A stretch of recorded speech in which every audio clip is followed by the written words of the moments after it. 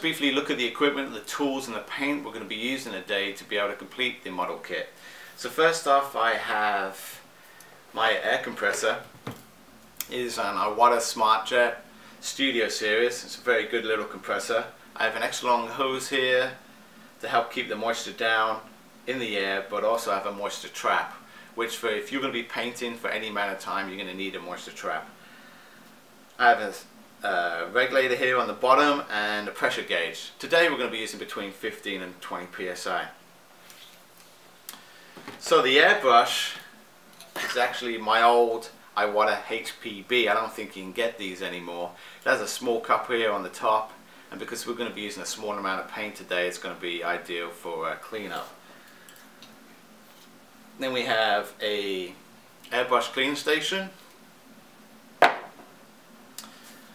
I also have my newer HPC Plus airbrush. This has a cup with a lid, and when we come to paint the olive drab, we're going to be using olive paint, so it's going to be helpful to have that. Then we have a couple of paint stirrers, a couple of paint droppers, and then these little paint pots you can get like at most hobby stores. I think they're like 10 or 20 for like $1 or $2. And when I mix up my paint, I mix them in here. What I don't use, I don't have to throw away. I can keep it for another model, so they're pretty handy. The paint I'm going to be using on this model is only going to be Tamiya. I will be using other paints on different kits as we go through them, but for this job it's just going to be Tamiya paint. I'll also be using Tamiya's X20 Alpha paint thinner. I have a cleaning cloth, and then this is a piece of plastic card. So when I test my paint before I actually put it on the model, some people use old kits, some people use a piece of paper or a piece of cardboard. I like to use a piece of plastic because paint reacts differently to different surfaces, and since I'm going to be spraying directly onto plastic, I want a plastic surface to test my paint on before I go ahead and ruin my model. So that's the equipment, the few tools and the paint we're going to be using today to finish up this model paint. I'm going to mix up some paint quickly. I'm using flat black XF1 for my pre-shading.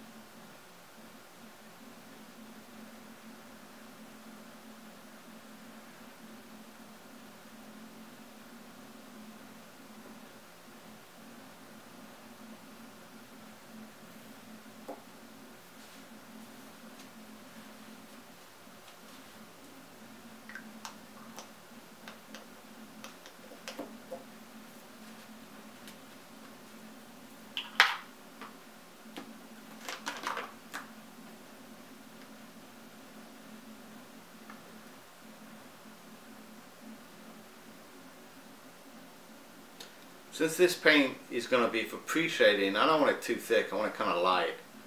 So I'm almost going to put half paint, half thinner.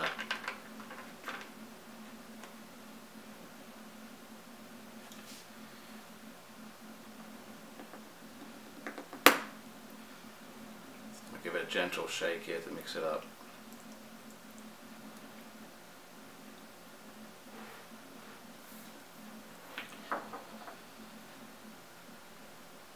The shading you can do in a couple of different ways. You can pre-shade, you can post-shade, you can do panel lining, which is shading.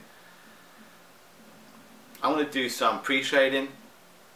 Now this doesn't really have many panels like on a tank or on an aircraft, but I want to bring some depth into the paint, so what I'm going to do is I want to go into some of the corners and crevices in and around the inside of the vehicle, in the engine area, and just a little bit underneath, mostly in the wheel wells.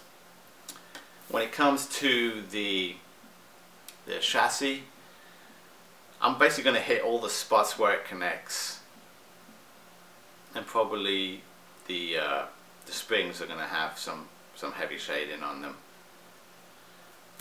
And then the hood, it's going to be probably one of the biggest focal points of the vehicle itself. It doesn't have that much detail on it, but it does have, it has a crease down the middle here of the hood, which I presume gave it strength. Also has a couple of little attachment points, so I'm going to go down the crease, around the attachment points, and then in the corners of the vehicle hood here. I may do a little bit underneath it. I'm still not 100% sure whether I'm going to have the hood up or have the hood down, in which case if it's down it's going to be hiding the engine, so we'll see how much paint I need to do for that.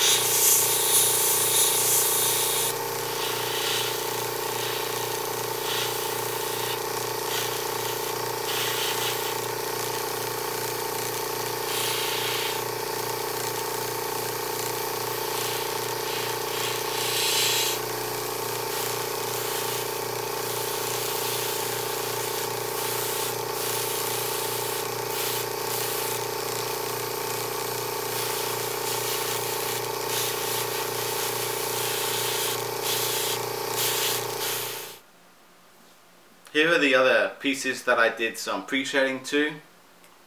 Seats, gas can, windshield, exhaust, engine, and some of the smaller pieces.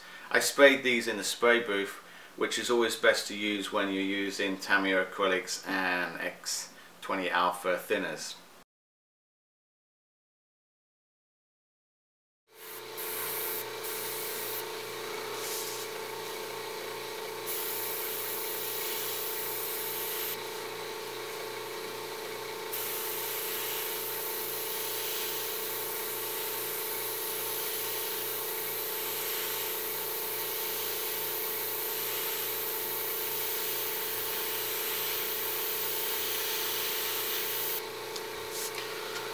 So you can see I'm coming up to the edge of the black. I'm not going completely over it yet.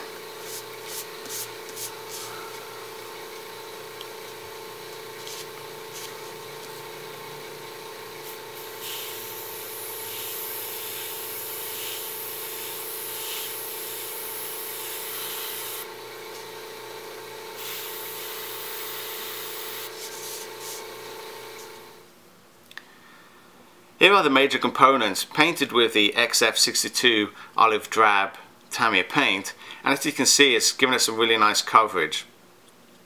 The paint though is quite dark, and what we want to do is we want to bring some highlight to it without making it look weathered.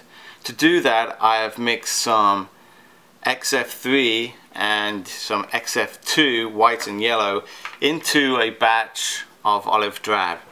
Now this paint has also been thinned down 50% with thinners, and what we want to do is slowly build up a layer of paint to give this object some dimension.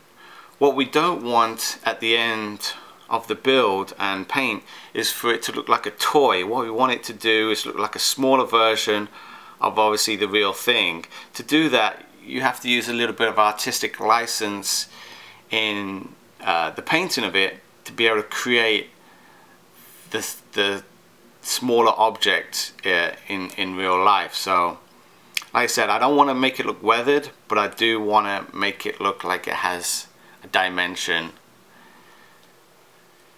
So the Jeep has had its highlight coat of XF62 with the additional white and yellow paints mixed.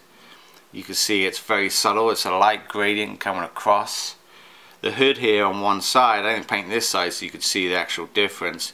It gives the model a little bit more shape and dimension. So I'm going to be doing some painting with a brush. As you can see, I already painted the engine on the chassis there with XF5, which is a flat green. The seats require khaki, which is XF49. I'm going to be using a 000 brush. Got a little paint pot here.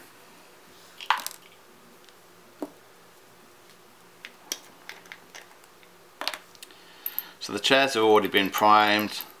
They've already received some paint from the airbrush, which was the olive drab.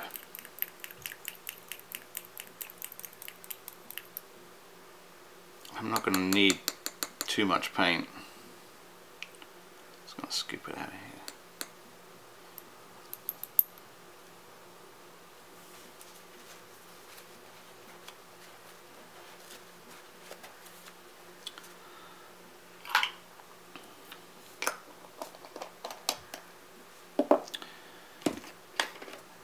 I'll put a little drop of thinner.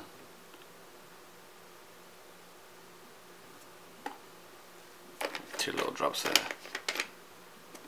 That just keeps the paint fluid.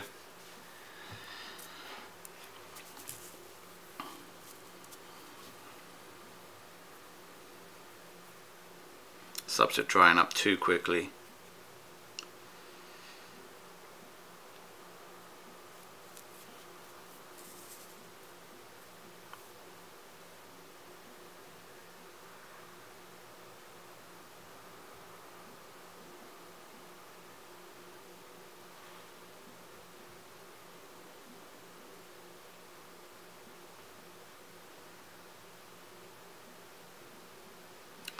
So the coat of paint that I'm putting on is not very thick.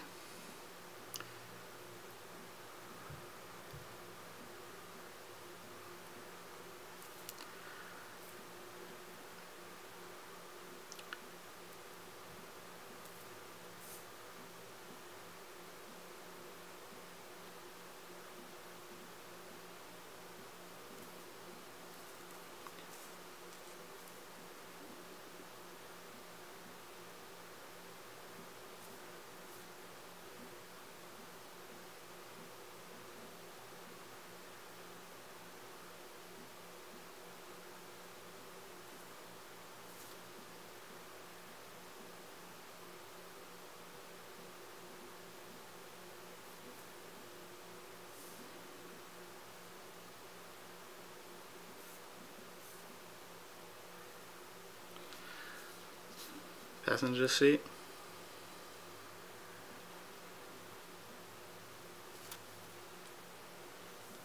My paint's getting a little thick.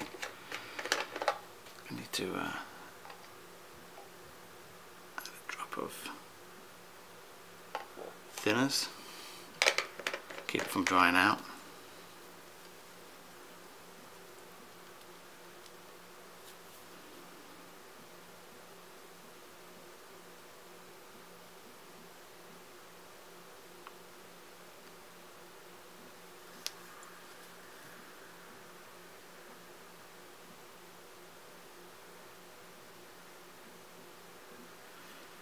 Even though it's nice to use the airbrush,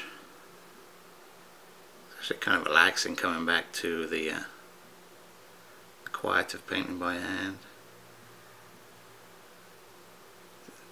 Certainly easier to clean up. While the seats are drying, we're going to paint the exhaust, and the instructions require you use flat brown XF10.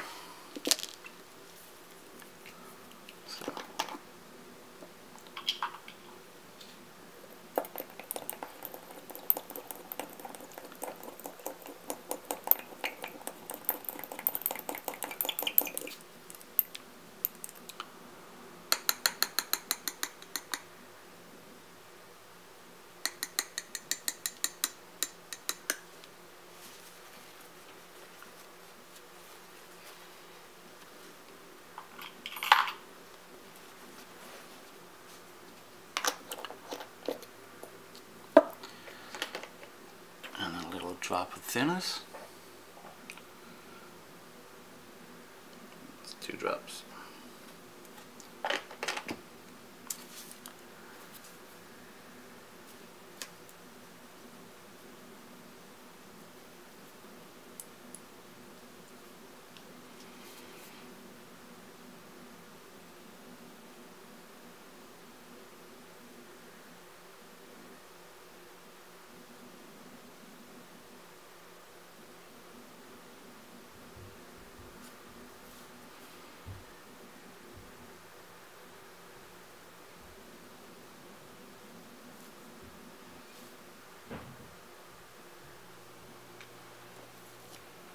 So I'm ready to start assembling this model. In fact, I've even started a little bit already by attaching the seats.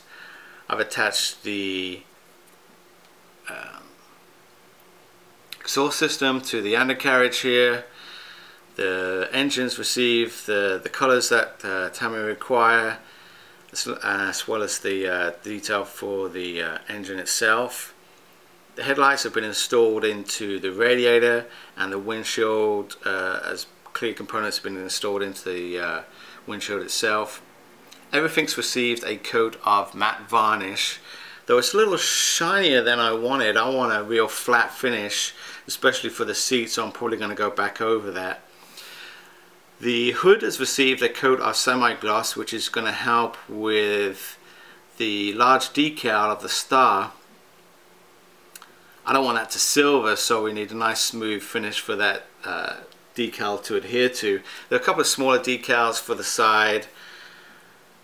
So what I need to do now is start the assembly, and this is where the fun part starts, because now we can actually see this project come towards the finish line.